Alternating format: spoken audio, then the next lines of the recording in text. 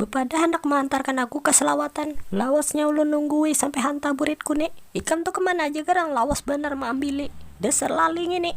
Bagus lah kayak itu.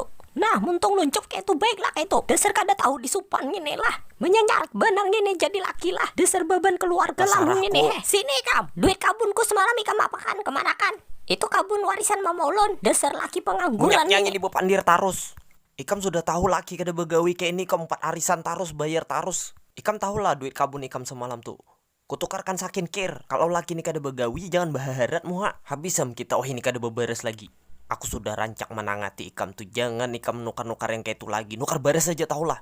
Amun laki ini kada begawi diimit-imit duit tuh. Nah kenapa tadi ya? Nggak usah nah. Duit hasilku menurih semalam tuh kenapa ikam kada pakai lagi? Aku semalam tuh nyuruh ikam tuh. Ya ulah wade untuk. Ikam semalam tuh kenapa ampe bojola untuk. Padahal payu kenapa ampe? Bulik sana kamu ada kuitanmu situ. Hendak kemana kamu bulik? Rumah kuitan ikam jual sudah. Hendak dipatak hantu dari ikam di situ.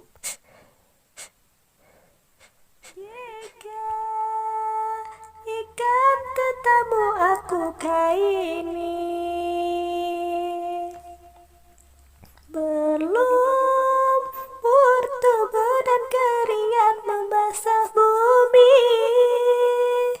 Di penjara terkurung terhukum, hanya bertamatkan sepi.